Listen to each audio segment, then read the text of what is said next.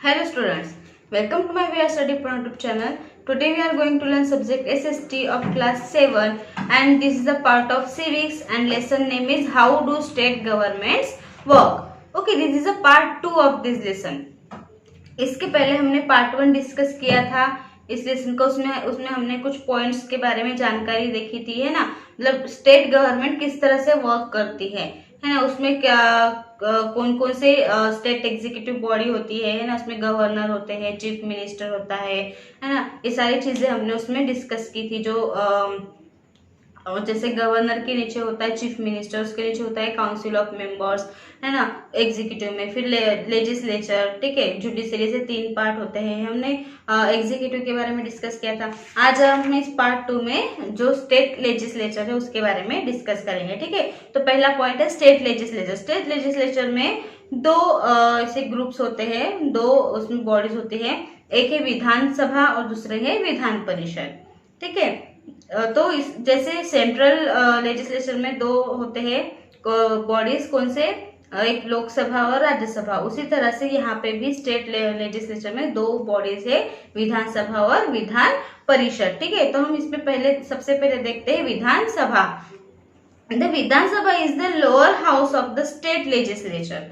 मतलब ये जो विधानसभा है वो स्टेट लेजिस्लेचर की सबसे क्या है, लोअर हाउस है, ठीक है।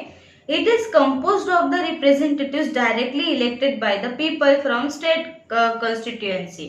मतलब ये जो विधानसभा है ये लोकसभा के टाइप है और जो विधान परिषद है वो राज्यसभा के टाइप में है। जैसे लोकसभा में हम पीपल्स के थ्रू हम इलेक्शन करते हैं, पीपल्स के थ्रू इलेक्टेड पर्सन जो लोकसभा में जाते हैं, उसी तरह से विधानसभा में भी लोगों के थ्रू इलेक्ट किए हुए पर्सन विधानसभा में मेंबर्स बनते हैं और लीडर्स बनते हैं, ठीक है। और उन्हीं को क्या कहते हैं, members of the legislative assembly, ठीक है। Members of the legislative assembly मतलब शॉर्ट में एमएलए, है ना। एमएलएस वगैरह जो होते हैं वो उनको कहा जाता है, जो विधानसभा में जो इलेक्ट होके जो मेंबर्स जाते हैं उनको, ठीक है। The constitution declares that the number of seats in A legislative assembly can not be more than 500 और लेस देन 60। मतलब एक कॉन्स्टिट्यूशन के रूल्स के हिसाब से ये डिक्लेयर किया है कि ये जो विधानसभा है या फिर जो स्टेट लेजिस्लेटिव है, इसमें इसके इस असेंबली में विधानसभा में ना तो 500 से ऊपर मेंबर्स होने चाहिए, ना ही 60 से कम होने चाहिए, ठीक है। In addition to the elected members, the governor of a state can nominate one member of the Anglo-Indian community if he or she feels that the community is not being adequately represented in the assembly. और ये भी एक rule है कि जो भी elected members है उनमें एक जो ऐसे 2 मेंबर्स है जो एंग्लो इंडियन कम्युनिटी से आने चाहिए, उनमें से एक मेंबर, और वो भी गवर्नर के थ्रू, ठीक है। गवर्नर डिसाइड करेगा कि एंग्लो इंडियन कम्युनिटी में से कौन सा मेंबर जो है वो अपनी विधानसभा में आएगा, और वो जो भी है ही और शी जो भी है वो इस कम्युनिटी में अपना रिप्रेजेंटेशन देगा और इस असेंबली का एक हिस्सा बनेगा, ठीक है। अब हम नेक्स्ट पॉइंट देखते हैं presiding officer. Soon after the elections, members who are elected to the legislative assembly choose a speaker and a deputy speaker from amongst the member. जब मेंबर आ जाते हैं इलेक्शन के बाद, जब पूरा सेटअप हो जाता है उनका, तब उनके जितने भी मेंबर्स है उनमें से लेजिस्लेटिव असेंबली के लिए एक स्पीकर चूज किया जाता है। मतलब जो जिसको हम अध्यक्ष कहते हैं, जो बोलने वाला, जो भी मेन पर्सन है। अगर कोई जो भी मीटिंग वगैरह अगर लेनी हो, कोई कम्युनिटी करनी हो, तो उसके लिए वो स्पीकर जो है मेन पर्सन होता है उसमें, और एक स्पीकर और डिप्यूटी स्पीकर भी उसमें वो चूज किया जाता है, जो भी इलेक्टेड मेंबर्स है उनमें से, ठीक है। The speaker presides over the house and conducts it's proceeding. जो स्पीकर होता है वो पूरे हाउस का एक मतलब मेन पर्सन होता है, और वो कोई भी जो मीटिंग्स वगैरह या फिर कुछ भी अगर प्रोसीजर्स रही तो उसको वो कंडक्ट करता है। ही और she a lots time for various items on the agenda. कभी कभी अगर कोई बहुत बड़ी प्रॉब्लम हो जाती है तो ऐसे टाइम में वो जो पर्सन है, जो स्पीकर है, वो उसको मतलब उस टाइम पे वो उसको हैंडल करने का अधिकार उसको होता है, ठीक है। ही और she also assigns time to the members to speak on various subjects. और कभी कभी अलग अलग सब्जेक्ट पे अगर मतलब बहस हो जाती है कई बाकी मेंबर्स में, है ना, तो उस टाइम पे भी वो उसको कंट्रोल करना वो उसके हाथ में होता है। ही और she decides whether a bill is a money bill और अ ऑर्डिनरी बिल। और अगर कोई भी बिल पास करना हो, कोई भी मनी बिल है या फिर कोई भी नॉर्मल जो बिल्स है उसको पास करने का जो डिसीजन है वो भी उस पर्सन के हाथ में होता है जो स्पीकर है। ठीक है। If any member misbehaves the speaker can advise him और her to leave the house. अगर कोई मेंबर उस मीटिंग में या फिर असेंबली में अगर मिसबिहेव कर रहा है, अगर वो किसी से बुरी तरह से पेश आ रहा है, तो जो स्पीकर है उसको ये हक है कि वो असेंबली छोड़ के या मीटिंग छोड़ के उसको बाहर जाने के लिए उसको ऑर्डर भी दे सकता है। Both the speaker and the deputy speaker do not vote. Speaker और जो डिप्यूटी स्पीकर है वो वोट नहीं कर सकते हैं। ठीक है। However whenever there is a tie the speaker has the right to cast a vote. अगर किसी भी पर्टिकुलर डिसीजन को लेके जब वोट करना होता है तब ये स्पीकर और जो डिप्यूटी स्पीकर है वो वोट नहीं करते। लेकिन अगर जो वोटिंग में अगर इक्वेलिटी आती हो, मतलब बिल्कुल सेम हो, तब वो जो स्पीकर है तब वो उसको इस ऐसे पर्टिकुलर सिचुएशन में वो वोट कर सकता है। जब वोटिंग इक्वल है मेंबर्स में, कोई भी कम ज्यादा नहीं हो रही है, तब वो एक एक्स्ट्रा वोट वो कर सकता है किसी भी एक पर्टिकुलर ग्रुप की तरफ से। ठीक है। However this is known as casting vote to break the tie. इसी को क्या कहते हैं? कास्टिंग वोट कहते हैं, जो अगर टाई हो जाता है तो उसको ब्रेक करने के लिए। अब नेक्स्ट पॉइंट है term. The Vidhan Sabha has a term of 5 years। Vidhan Sabha का 5 साल का कार्यकाल होता है। This term can however be cut short by the governor. कभी कभी ये जो टर्म है वो तोड़ भी सकते हैं गवर्नर के through. On the other hand the governor can also extend a Vidhan Sabha term during a state of emergency. अगर राज्य की इमरजेंसी के अनुसार अगर विधानसभा को अगर तोड़ना हो, अगर उसको मतलब डिसमिस करना हो, तो गवर्नर को यह हक है कि वो 5 साल पूरे होने के पहले भी विधानसभा को डिसमिस कर सकता है। नेक्स्ट पॉइंट है sessions. The Vidhan Sabha meets at least twice a year. जो विधानसभा है वो साल में 2 बार बैठती है। ठीक है। The interval between two sessions can not be more than 6 months। मतलब 6 मंथ की वो मीटिंग होती है, उनके सेशंस होते हैं, ऐसे 2 सेशंस होते हैं उनमें। Moreover the house can carry out its proceeding only when 1/10 of the total number of members are present. और इसमें 1/10 ऐसे नंबर में जो मेंबर्स होते हैं वो उसमें मतलब लोकसभा के जो 1/10 मेंबर है वो उस किसी भी पर्सनल कोई भी मीटिंग्स में वो या सेशंस में वो प्रेजेंट रह सकते हैं। This is known as a quorum. इसी को कोरम कहा जाता है। अब नेक्स्ट है जो हाउस है वो है Vidhan Parishad. If the legislature of a state has a second house, है ना, ये जो विधान परिषद है वो लेजिस्लेचर का सेकंड हाउस है। इसी को लेजिस्लेटिव काउंसिल भी कहा जाता है। ठीक है। या फिर विधान परिषद भी कहा जाता है। ये उसका अपर हाउस है। ठीक है। विधानसभा लोअर हाउस है और विधान परिषद अपर हाउस है। The existence of the legislative council depends upon the will of the legislative assembly of the state. ये जो लेजिस्लेटिव काउंसिल है या फिर जो विधान परिषद है वो लेजिस्लेटिव असेंबली के मतलब राज्य की जो लेजिस्लेटिव असेंबली उसके ऊपर डिपेंड होती है। The maximum number of members the legislative council can have is 1/3 of the membership of the legislative assembly।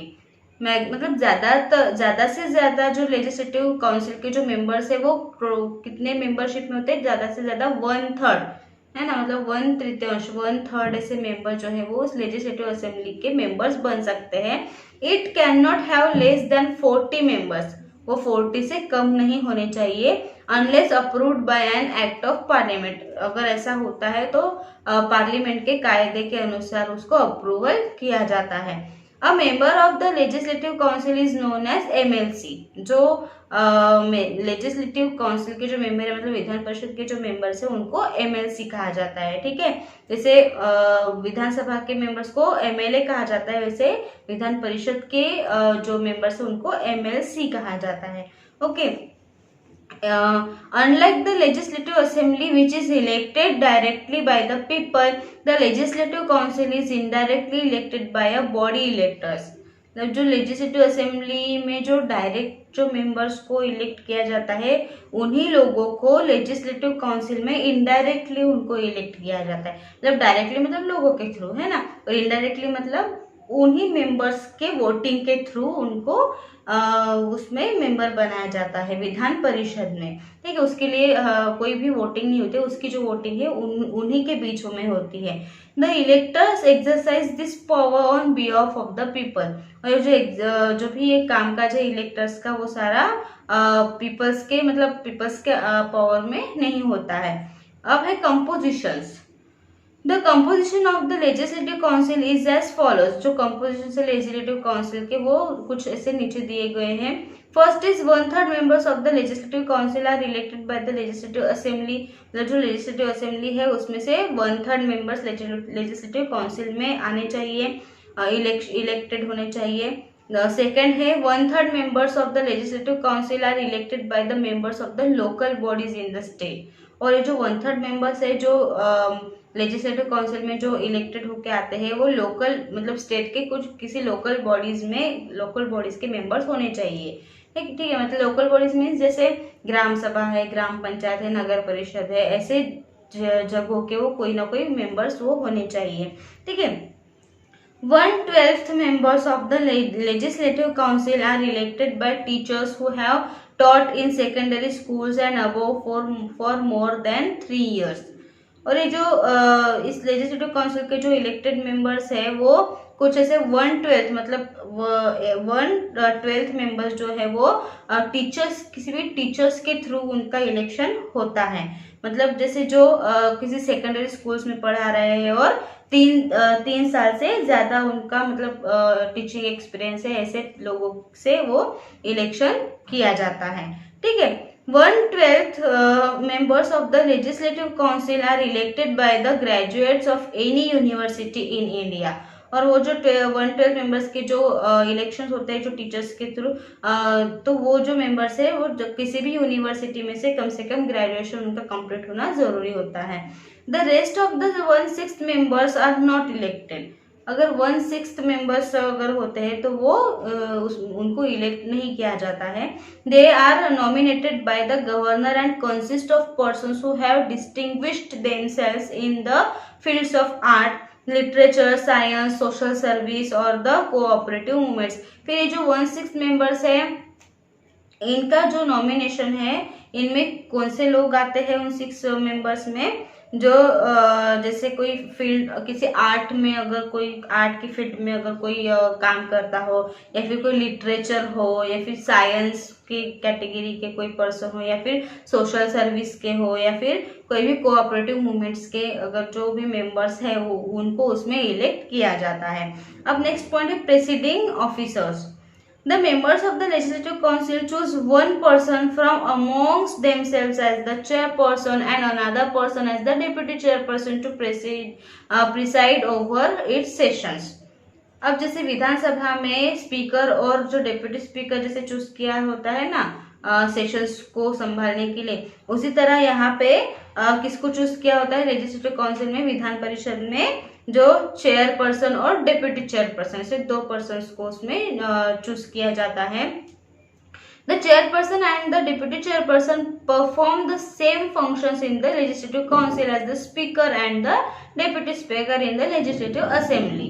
है ना, जैसे विधानसभा में जो स्पीकर और डेप्यूटी स्पीकर का जो वर्क होता है, सेम वही वर्क यहाँ पे विधान परिषद में चेयरपर्सन और डेप्यूटी चेयरपर्सन का होता है. It is their duty to maintain discipline in the house and see that it carries out its functions properly.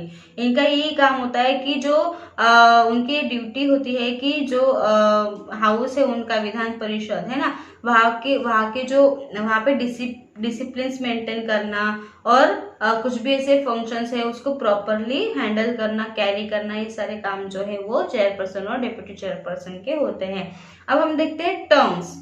The legislative council is a permanent house. ये जो लेजिस्लेटिव काउंसिल है विधान परिषद है, permanent house है, ये कभी भी डिसमिस नहीं होता है। जैसे लोकसभा डिसमिस होती है ना, उसका कार्यकाल 5 साल का होता है, 5 साल के अंदर उसको डिसमिस भी किया जा सकता है। लेकिन जो विधान परिषद है उसको कोई मतलब डिसमिस नहीं किया जा सकता, वो कभी भी डिसॉल्व नहीं होती है, ठीक है।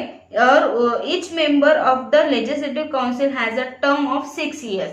लेकिन उनमें जो वर्क करने वाले जो मेंबर्स होते हैं उनका कार्यकाल होता है 6 ईयर्स का, ठीक है। मतलब वो चेंज होते हैं, जो मेंबर्स है वो चेंज होते हैं उसके अंदर के विधान परिषद के, लेकिन विधानसभा परिषद जो है वो बर्खास्त नहीं होती है, ठीक है।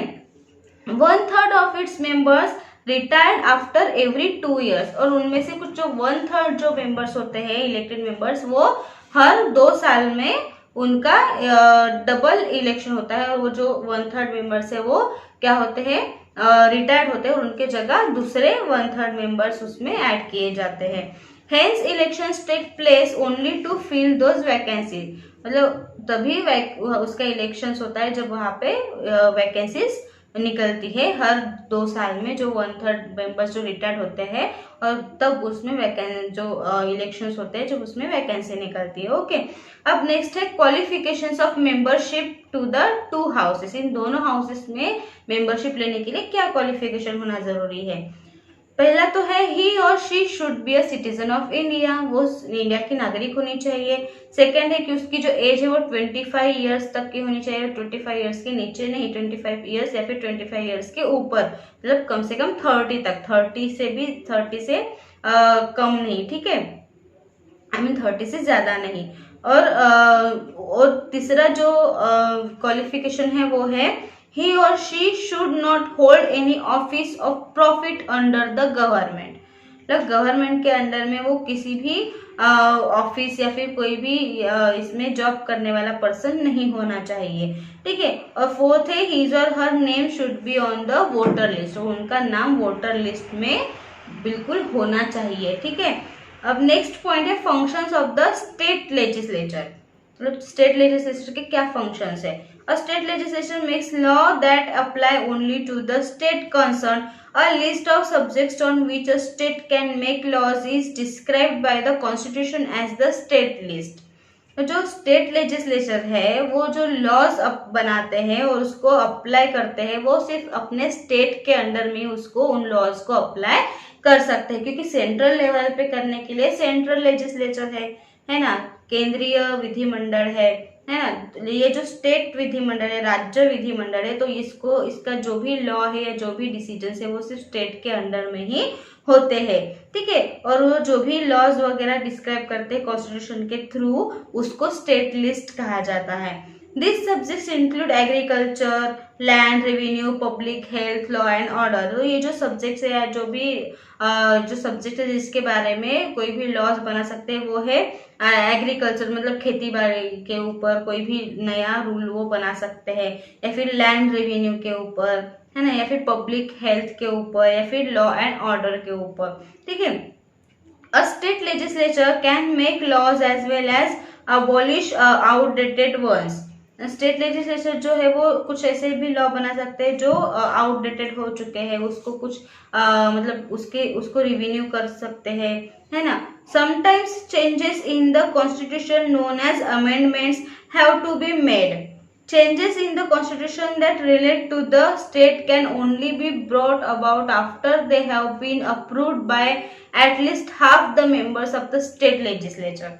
और अगर कोई भी उनको पर्टिकुलर कोई भी नया लॉ अगर बनाना हो या फिर कोई डिसीजन लेना हो, तो उनको पहले उसकी मीटिंग करनी पड़ती है स्टेट लेजिस्लेचर की, और उसमें अगर पूरे मेंबर्स में कम से कम मतलब एटलीस्ट आधे मेंबर्स तो भी उससे एग्री होने चाहिए, तभी वो जो भी लॉ है, जो भी उनका रूल है नया, वो पास होता है, ठीक है।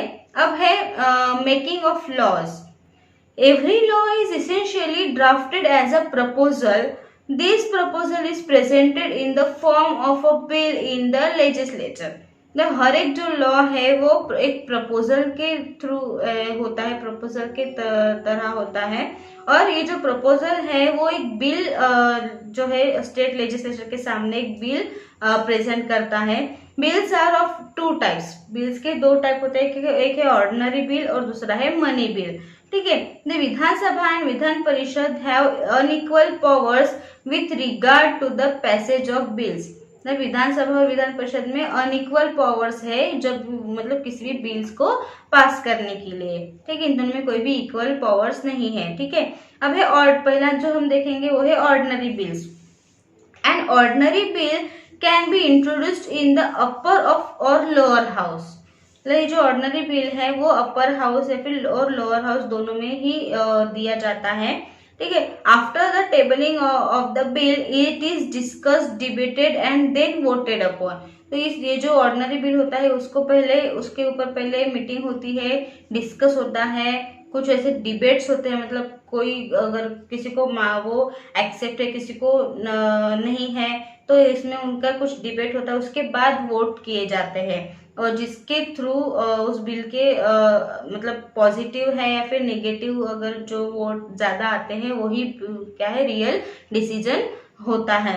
ठीक है, for bills that are introduced in the lower house once the Vidhan Sabha passes the bill it is sent to the Vidhan Parishad for debate and discussion. जो अगर ये बिल और ये जो ऑर्डिनरी बिल है अगर वो लोकसभा में पूरे सहमत से वोटिंग से अगर वो पास हो जाता है तब वो वहां से वो बिल कहाँ भेजा जाता है, विधान परिषद में। वहां पे भी फिर डिबेट होता है, डिस्कशन होता है और वोट होता है। अगर वहां पे ही भी पास हो गया तभी वो अप्रूव होता है। ठीक है, अगर विधान परिषद ने उसको रिजेक्ट कर दिया तो वापस वो विधानसभा में आता है। ठीक है, विधानसभा में इस बिल को पास कर सकती है और उसको रिजेक्ट भी कर सकती है। ठीक है, और ये जो बिल पास करने का रिजेक्ट करने का जो टाइम है विधान परिषद के पास या विधानसभा के पास वो 4 मंथ्स का होता है। 4 महीने के अंदर उसका रिजल्ट आपको लगाना होता है। ठीक है, after this the bill is deemed to have been passed by both the houses and is sent to the governor for his or her ascent. अगर जब दोनों हाउसेस ने मतलब विधानसभा और विधान परिषद दोनों हाउसेस ने अगर वो बिल पास कर दिया तब वो साइन के लिए किसके पास जाता है, गवर्नर के पास जाता है। ठीक है, फिर गवर्नर उस पे साइन करके उसको असेंट कर देता है।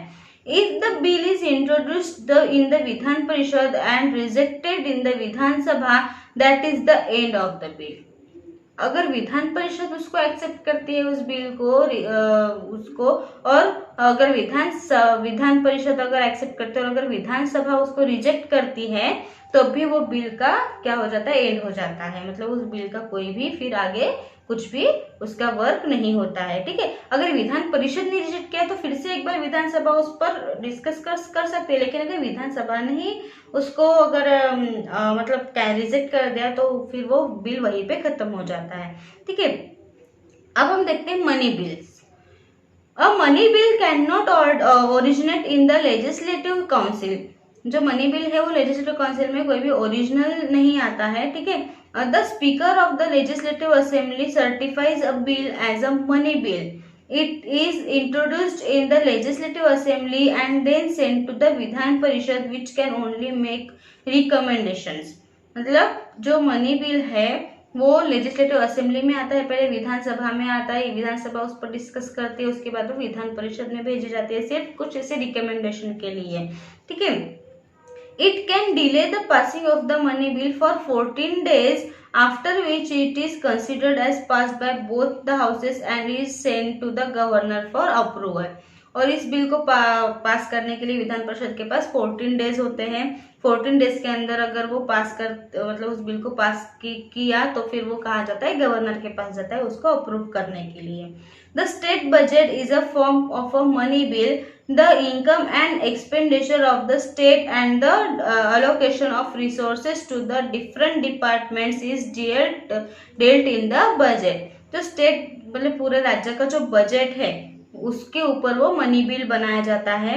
ठीक है, मतलब उसमें इनकम और एक्सपेंडिचर जो स्टेट की जो भी इनकम होती है या फिर जो भी पैसे का जो भी मतलब जो भी उसमें डिस्कशन होता है वो सारा उस बिल में पूरा काउंटिंग होता है।